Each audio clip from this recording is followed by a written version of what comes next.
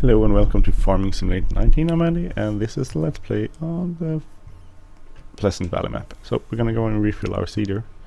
We are still planting our smaller field with corn, and we need some more seed, basically. It's hopeless to see in this tractor. I don't know what happened. I think it's something with lighting or something. No, maybe I need to fix it. I'll go repair it, see if that's makes any difference. It's hard to see anything, I don't know. It's worn, basically, so...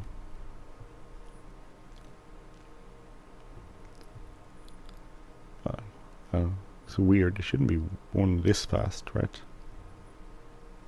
We'll go fix it, service it, see if that changes the viewpoint or the view. If it does, that's a weird thing on the mod. Just from my point of view. We did clean it, and still seems to be having some issues here.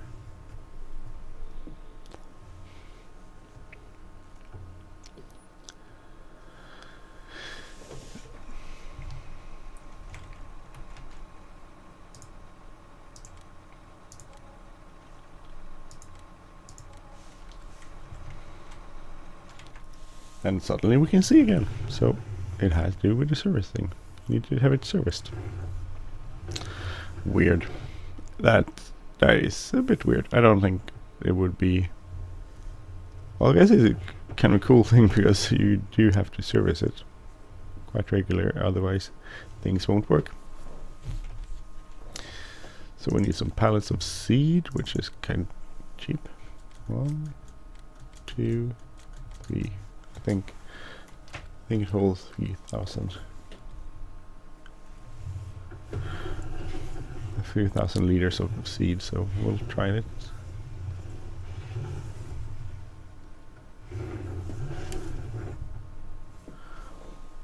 We don't really need to refill our fertilizer. Wasn't even close to the seed.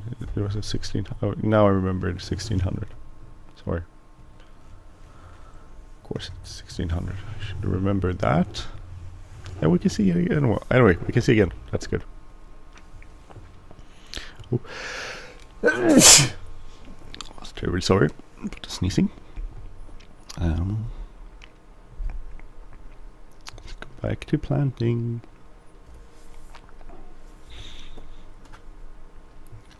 We still haven't made the money. I think this money will last us this planting season too, quite easily. I think it depends on how much herbicides we need to use.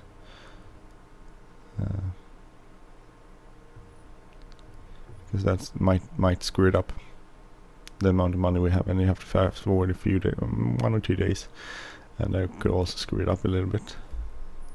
I think we have enough fertilizer, maybe. I'm not sure about that actually either. So.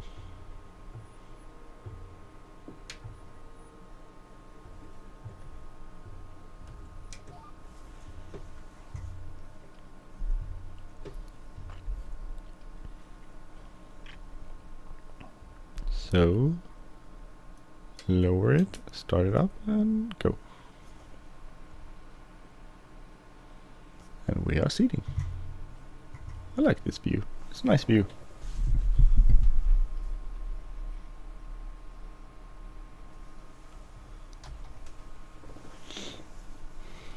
So we're saving a little bit of money by not using hired helper. Any little bit of money we can save is good money, I guess. Even though it's like small potatoes in comparison to everything else on this Let's Play, because everything costs such a huge amount of money, and we have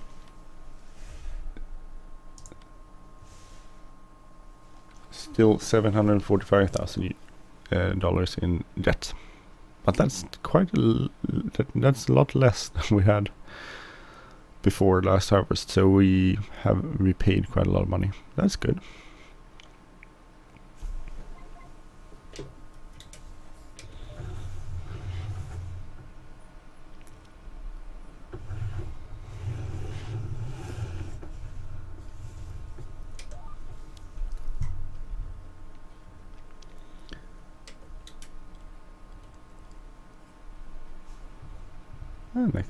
Next goes to the next.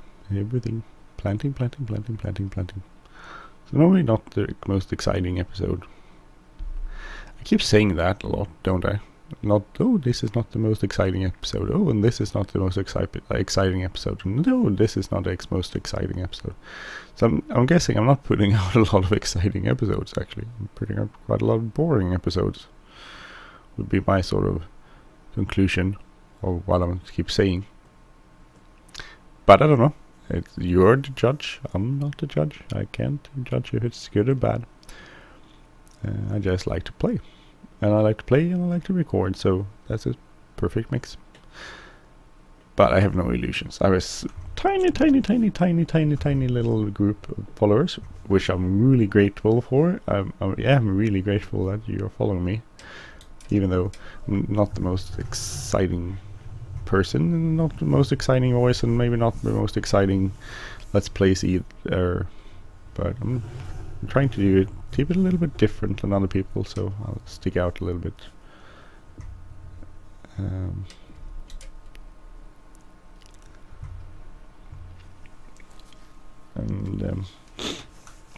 So this is my Let's Play, the way I do it, and hopefully someone finds it interesting. I hope. So I got to bed.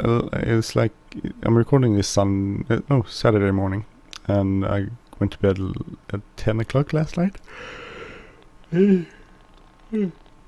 Sorry for the yawning, which is a bit early for me. I usually go half an hour or maybe an hour later than that.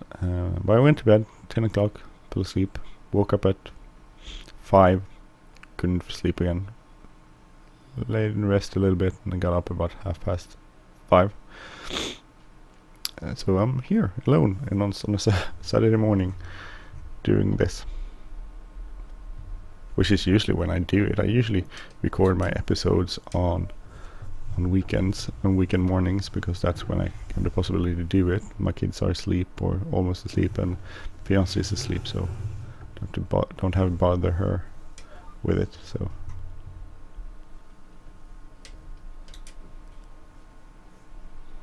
that's why I'm usually doing it this time of the day. And that's nice. It works. It definitely works.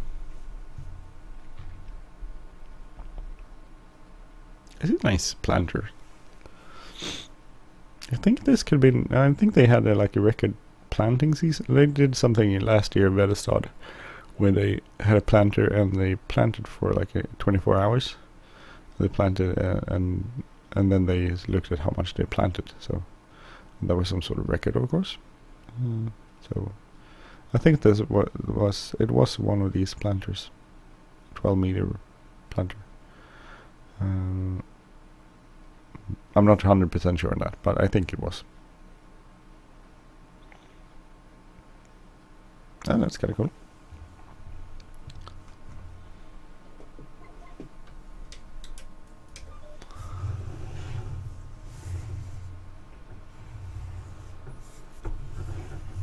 Could plant every other row, but this tractor is really agile since it has the articulated.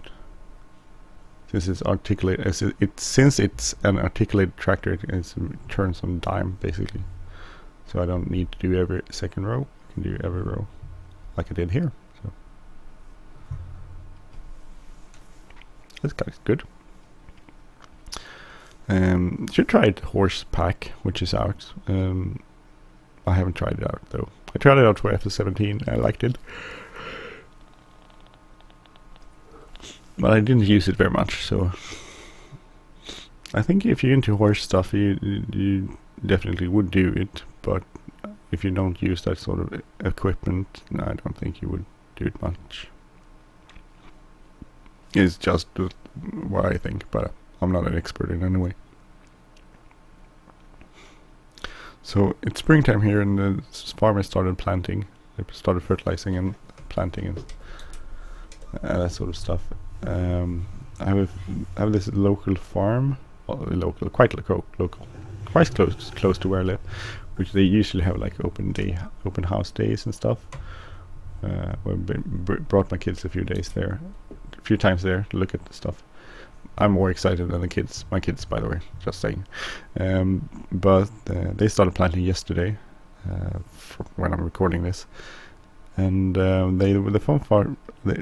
Last year we had pretty severe drought in Sweden, so and it hasn't really recuperated. The water levels aren't really back to where they were before, and there's the risk if we have a hot summer this summer too that it will be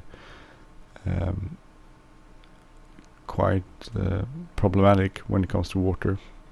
Not well, I guess a bit for the arable farmers because they need water for the plants to grow, otherwise they will get a crappy yield, of course. So that's a problem for them, but mostly it's for the farmers that have animals, because they need good crops, grass crops and that sort of stuff to make silage, but they also need water for their animals. So, and it was a bit of a problematic because it was so hot last year that they didn't have enough water for the animals, and so they had to actually start sending them to the slaughterhouses because they couldn't feed them, and they couldn't couldn't feed them and they couldn't give them water. So the problem is that kept the demand for slaughtering the animals so high that the slaughterhouses couldn't keep up. So there was like a huge long line for animals to be slaughtered, basically. So, and that was a bit of a problem too, and with tons of riding schools which had horses, and the cost of silage went through the roof.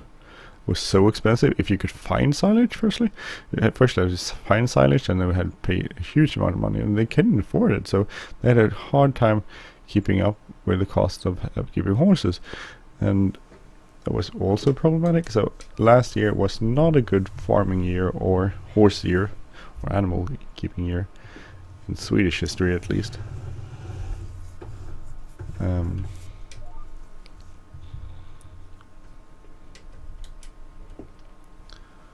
Which it's a bit sad, I guess, but that's also the way it is. These years will come and go, and every farmer knows that, and I guess so.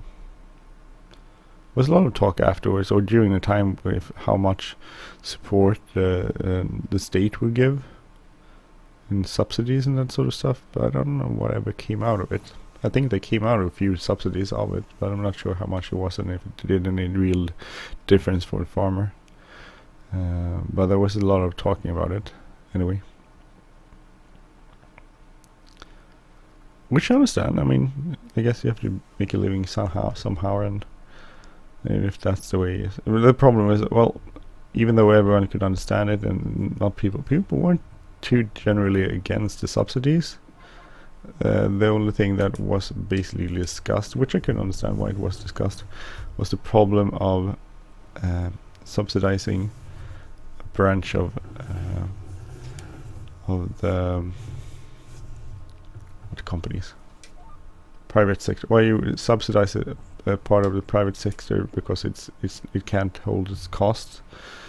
Then why wouldn't you subsidize other branches of the private sector that can't cope either? So that was sort of the debate, which should only farmers have the ability to be subsidized, which maybe they could, because we need food.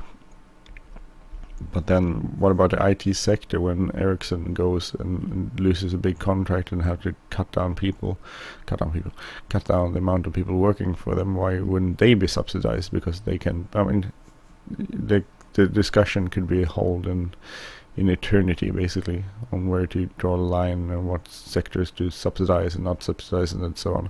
So, but anyway, it was a crappy year for farmer last year. So the farmer I follow my local farmer, and I follow his Instagram. He wrote that he was really hoping that he wouldn't have the same year as last year, which I can understand, because it was severe drought, and that was meant to problems all around, all through the years, of course, because the farmers' work doesn't stop there just because the summer is over.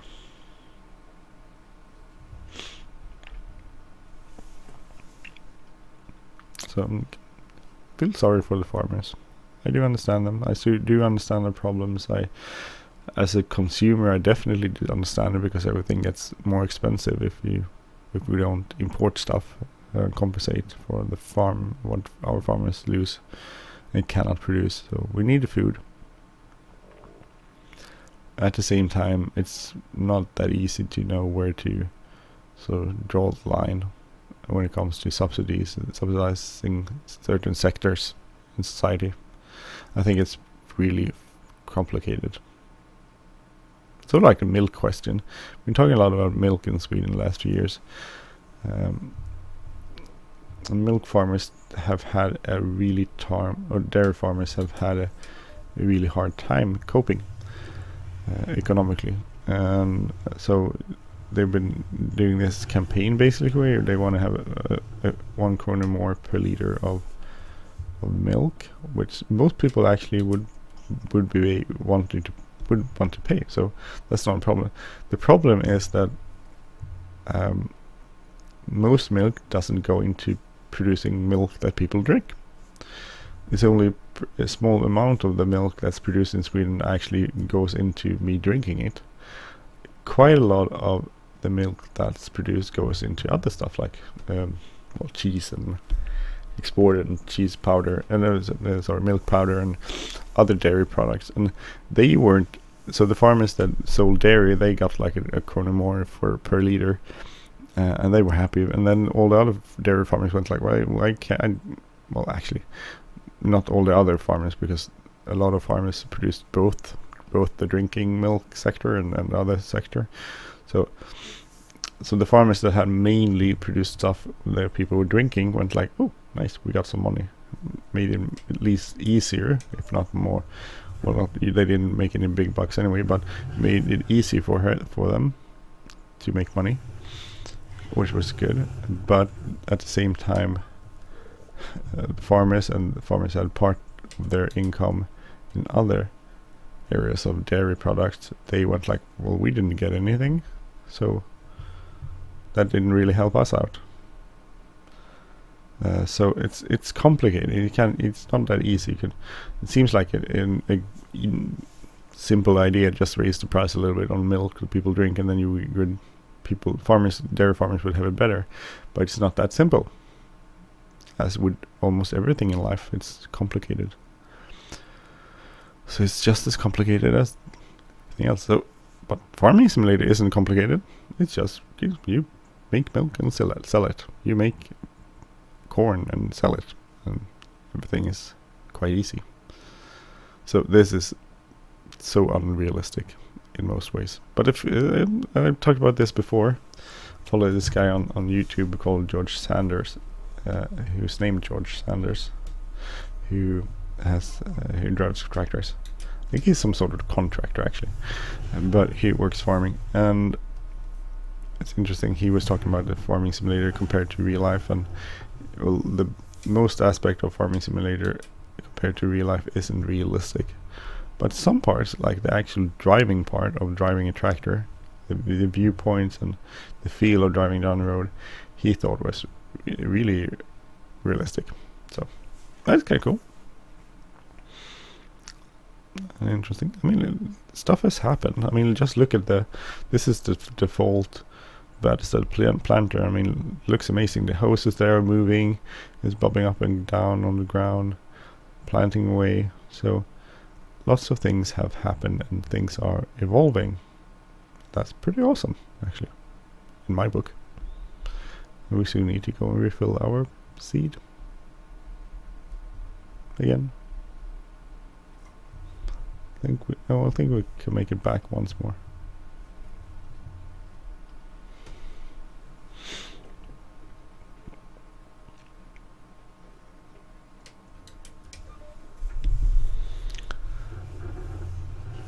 So it does use quite a lot of seed for corn, I guess. I don't think it used this much seed when it came to oil soybeans.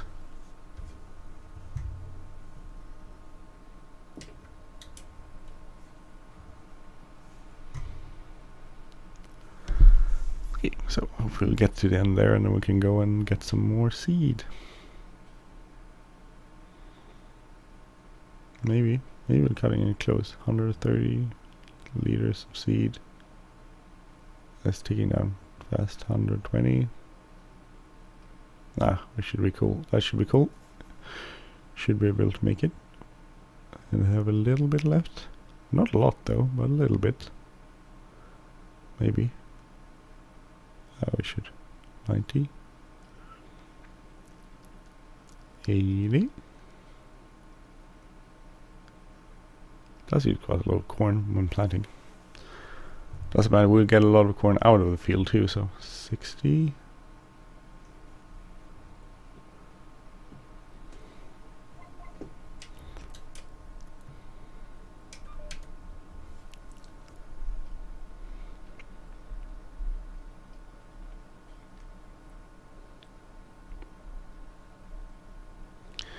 Okay, so let's go off to the store to refill it.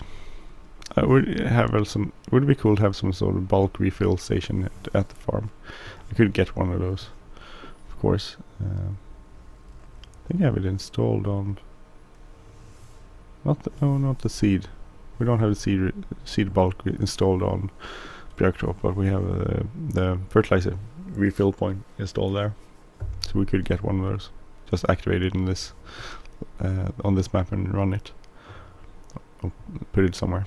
I'm sort of don't know how to set up my yard yet on this map, so I'm a little bit confused on how to do that. I need to repay a bit more loans before I do that and get a combine, I think. Then maybe I could start setting up my yard.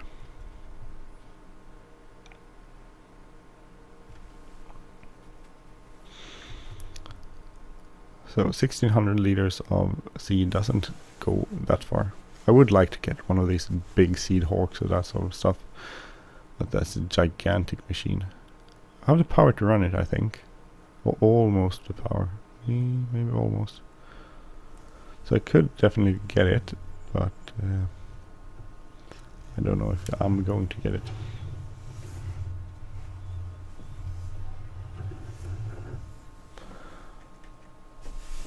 So you have 400.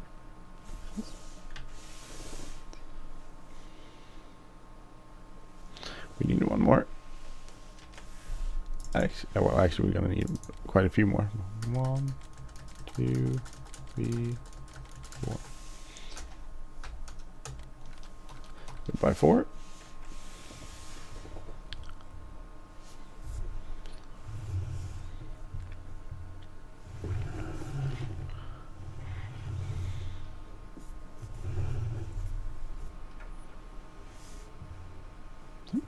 Go back to our land and continue planting.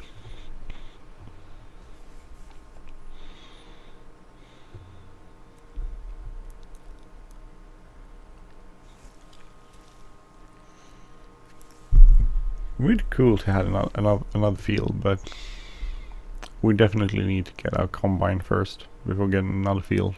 Quite expensive, the fields too, so. Well, not quite, well, a little bit expensive. So, but anyway, we definitely would be benefit by having a combine first, and because then we pretty much have the equipment we need and want, and makes it a lot easier. And I think we need a big combine. We also need both a corn header and a regular header if we're going to continue doing.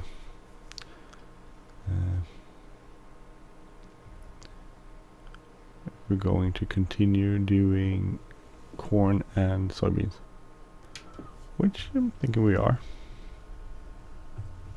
Not that much left on this field actually, getting there, slowly but surely.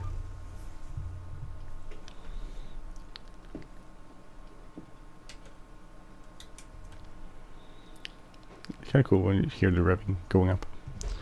Okay, I'm gonna stop recording there. Anyway, thank you. We've been watching the Pleasant Valley Farms map for FS19. I'm Andy. If you like this channel, please subscribe. If you like this episode, please hit the like button, leave a comment, share. Have a great day. Bye bye.